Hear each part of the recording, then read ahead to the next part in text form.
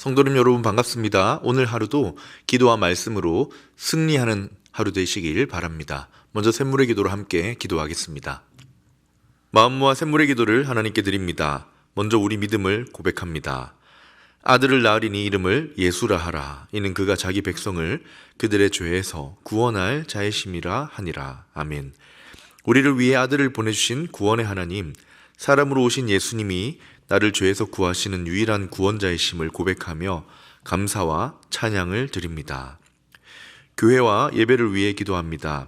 지극히 높은 곳에서는 하나님께 영광이요, 땅에서는 하나님이 기뻐하신 사람들 중에 평화로다 하니라. 아멘. 우리를 구원하시는 사랑의 하나님, 성탄의 은혜가 온 교회 위에 가득하게 하시고 거룩하고 아름다우신 주님께 기쁨으로 예배하게 하옵소서. 샘물의 성도가 구원 얻은 기쁨으로 서로를 섬기며 예수 행복, 예수 사랑으로 사람을 남기게 하옵소서. 목장과 성도들을 위해 기도합니다. 보라, 처녀가 잉태하여 아들을 낳을 것이요 그의 이름은 임마누엘이라 하리라 하셨으니 이를 번역한즉 하나님이 우리와 함께 계시다 함이라. 아멘. 임마누엘 되시는 하나님 아버지, 샘물의 목장마다 하나님의 임재를 경험하게 하옵소서. 언제나 함께 하시는 주님을 본받아 함께 웃고 함께 울며 함께 기도하는 목장이 되게 하옵소서. 건강이 연약한 성도들을 치유해 주시고 여러 고난과 고통 중에 있는 성도들에게 주님의 손길이 함께 하옵소서. 다음 세대와 청년들을 위해 기도합니다. 집에 들어가 아기와 그의 어머니 마리아가 함께 있는 것을 보고 엎드려 아기께 경배하고 보배합을 열어 황금과 유향과 모략을 예물로 드리니라. 아멘. 샘물의 자녀들과 청년들에게 하나님을 알고 세상을 분별하는 참 지혜를 주옵소서. 하나님을 전심으로 사랑하는 보배로운 믿음과 오직 주님만 높이고 경배하게 하옵소서. 진학과 취업과 결혼 등 인생의 여정을 주님과 동행하며 주의 복을 누리게 하옵소서. 전도와 선교를 위해 기도합니다. 이는 한 아기가 우리에게 낳고 한 아들을 우리에게 주신 바 되었는데 그의 어깨에는 정사를 메었고 그의 이름은 기묘자라 모사라 전능하신 하나님이라 영존하시는 아버지라 평강의 왕이라 할 것임이라. 아멘. 왕이신 하나님, 대한민국을 다스려 주옵소서. 이 나라에 정의와 공의가 서게 하시고 하나님을 경외하는 지도자와 백성이 되게 하옵소서. 선교사님들의 사역을 통해 온 열방이 예수 이름을 부르게 하시고 주의 평화가 임하게 하옵소서. 우리를 구하러 이 땅에 오신 예수님의 이름으로 기도드립니다. 아멘. 오늘 우리에게 주시는 하나님 말씀은 말라기 3장 13절에서 4장 6절 말씀입니다. 여호와가 이르노라, 너희가 완악한 말로 나를 대적하고도 이르기를 우리가 무슨 말로 주를 대적하였나이까 하는도다. 이는 너희가 말하기를 하나님을 섬기는 것이 헛되니 만군의 여호와 앞에서 그 명령을 지키며 슬프게 행하는 것이 무엇이 유익하리요. 지금 우리는 교만한 자가 복되다 하며 악을 행하는 자가 번성하며 하나님을 시험하는 자가 화를 면한다 하노라 함이라. 그때 여호와를 경외하는 자들이 피차에 말하매 여호와께서 그것을 분명히 들으시고 여호와를 경외하는 자와 그 이름을 존중히 여기는 자를 위하여 여호와 앞에 있는 기념책에 기록하셨느니라. 만군의 여호와가 이르노라, 나는 내가 정한 날에 그들을 나의 특별한 소유로 삼을 것이요 또 사람이 자기를 섬기는 아들을 아낀 같이 내가 그들을 아끼리니 그때 너희가 돌아와서 의인과 악인을 분별하고 하나님을 섬기는 자와 섬기지 아니하는 자를 분별하리라. 만군의 여호와가 이르노라, 보라, 용광로 불 같은 날이 이르리니 교만한 자와 악을 행하는 자는 다 지푸라기 같을 것이라. 그 이르는 날에 그들을 살라 그 뿌리와 가지를 남기지 아니할 것이로되 내 이름을 경외하는 너희에게는 공의로운 해가 떠올라서 치료하는 광선을 비추리니 너희가 나가서 외양간에서 나온 송아지 같이 뛰리라.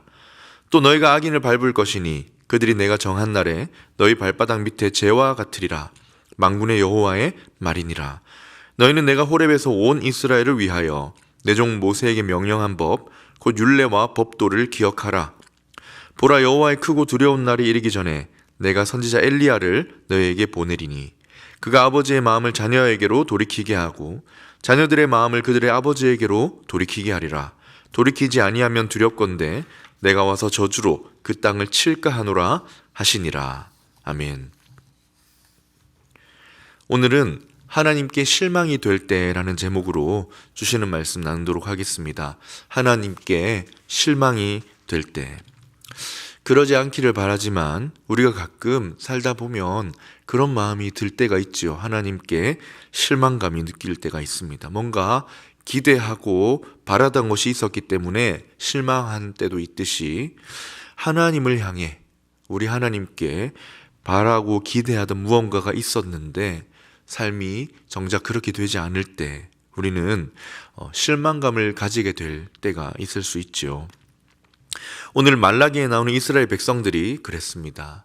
바벨론 포로 생활을 마치고 이제 유대인들은 본국으로 고국으로 돌아가도 좋다, 이 말에 정말 찬양하면서 기대하며 돌아왔습니다. 어떤 기대였습니까? 주께서 주셨던 그 약속의 땅으로 돌아오기만 하면, 약속의 땅을 회복하기만 하면, 그래서 성전을 짓고 하나님을 예배하며 살면 하나님의 복이 임할 것이라고 기대하는 마음으로 온 것이죠. 아무리 포로로서 살았다 하더라도, 또 그 땅을 떠나 아무리 약속의 땅이라 하더라도 70년 살았던 곳을 떠나서 돌아간다는 것은 쉽지 않은 선택입니다.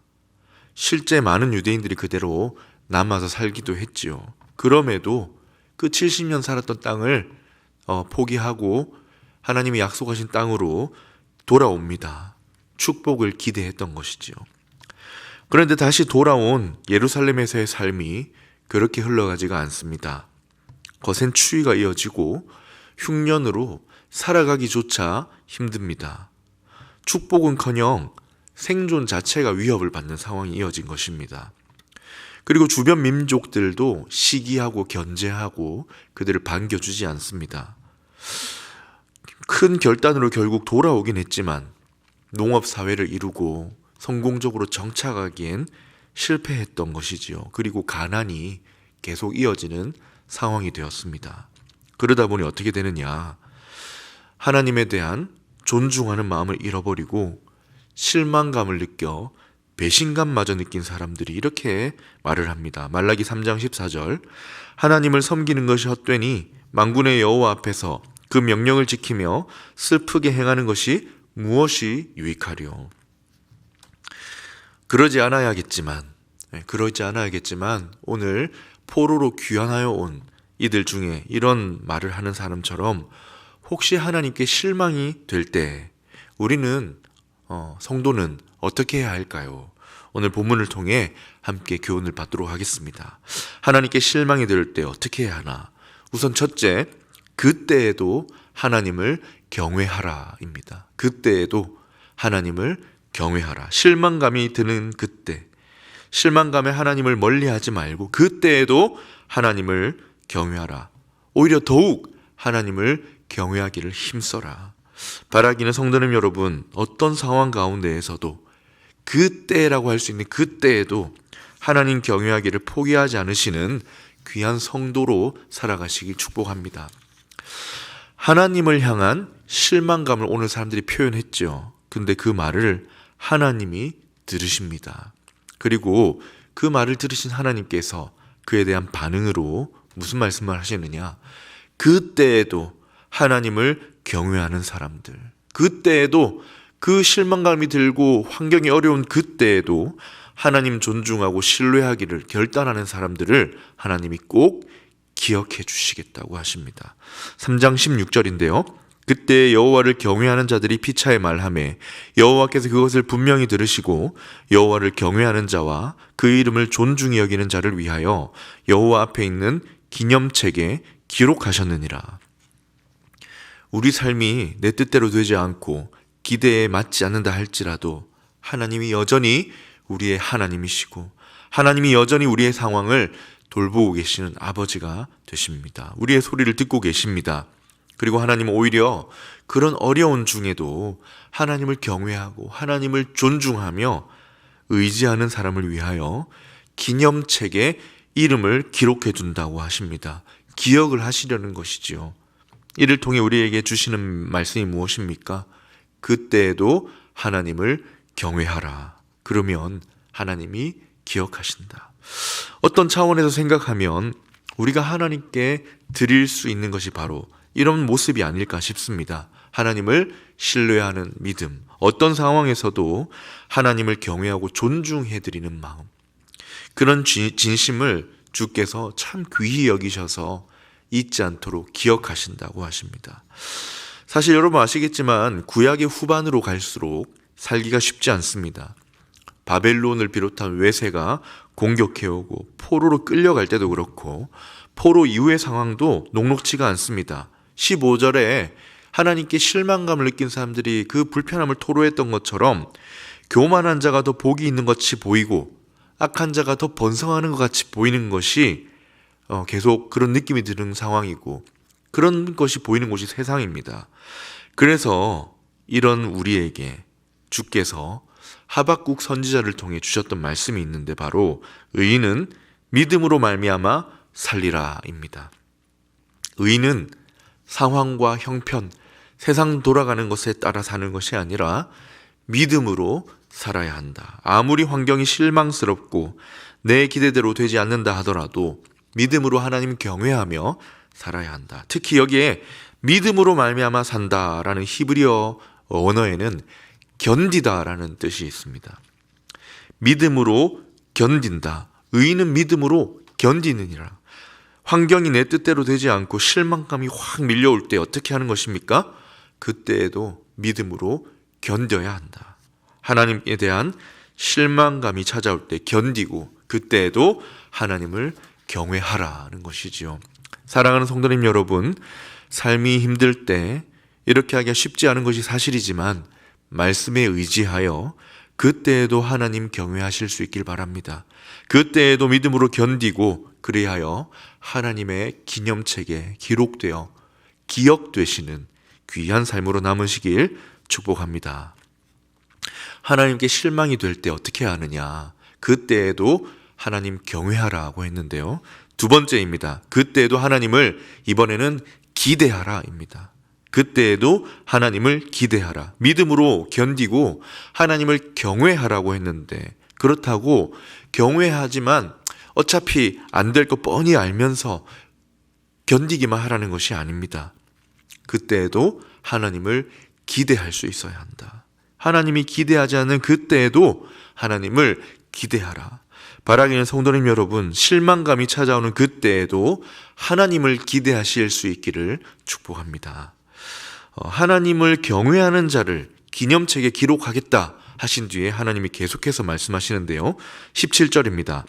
만군의 여호와가 이르노라. 나는 내가 정한 날에 그들을 나의 특별한 소유로 삼을 것이요. 또 사람이 자기를 섬기는 아들을 아낌같이 내가 그들을 아낄 것이다. 뭐라고 하십니까? 그때에도 하나님을 경외하고 그렇게 견디는 자를 특별한 소유로 삼아 아들같이 아껴주겠다. 뭐 하라는 겁니까? 기대하라는 것이죠. 하나님이 특별한 소유로 삼으셔서 아껴줄 것이니 기대하라. 너무 귀한 말씀입니다.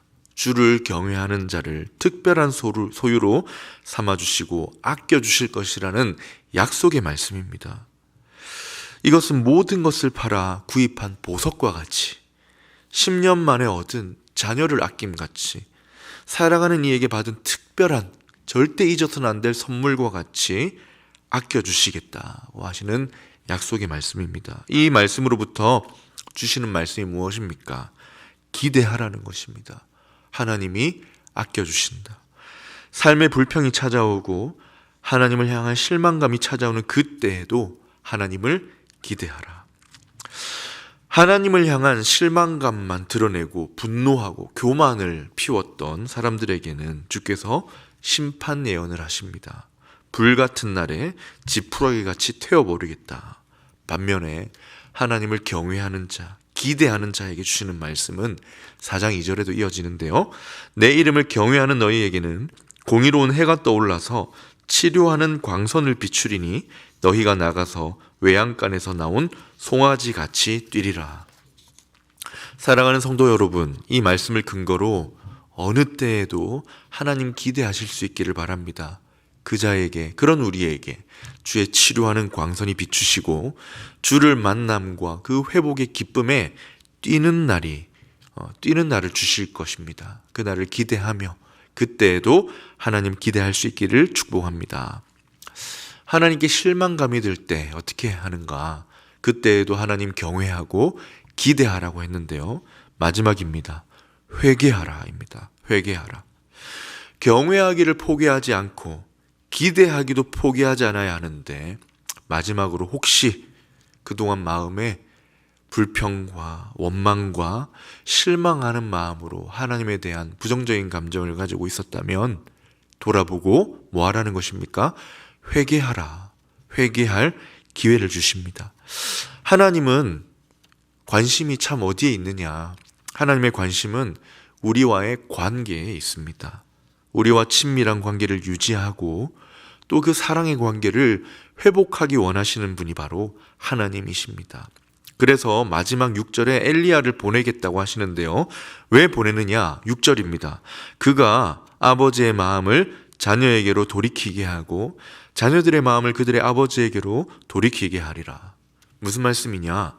하나님 아버지의 마음을 우리에게, 자녀된 우리의 마음이 다시 하나님 아버지에게로 돌아가게 하겠다. 회개이지요. 회개를 통해 우리 마음이 하나님께로, 그리고 하나님 아버지의 마음이 우리에게로, 마음이 떠나고 배신감을 느껴 실망한 자들의 마음이 회개를 통하여 다시 돌이켜 하나님을 향하는 것, 하나님 다시 사랑하기를 결단하는 것, 다시 하나님을 경외하고 존중하는 마음으로 기대하며 동행하기를 회복하는 것. 사랑하는 샘물 성도 여러분, 오늘 2025년 마지막 날입니다. 올해를 넘기기 전에 주신 말씀에 비추어서 오늘 우리의 마음을 한번 돌아보면 좋겠습니다. 혹시 여러 삶의 어려움과 어두운 환경으로 인해 하나님을 온전히 신뢰하지 못하고 실망한 마음을 가지고 혹시 원망하고 불평한 적이 있다면 주께서 오늘 회개할 기회로 초대하십니다. 다시 주를 경외하는 마음으로 기대하며 내년을 바라보자고 하십니다. 바라기는 다시 주를 경외하고 기대하심으로 내일부터 시작되는 2026년을 힘있게 시작하는 복된 인생 되시기를 주님의 이름으로 축원합니다. 아멘. 말씀을 기억하며 기도하겠습니다. 회개할 부분이 있다면 회개하게 하여 주옵소서. 또한 주를 경외하고 기대하는 복된 2026년이 되게 하여 주시고 새해에 더욱 주를 경외하고 기대하고 사랑하는 주의 백성이 되게 하여 주시옵소서. 이렇게 기도하신 후에 개인의 기도 제목으로 기도하도록 하겠습니다.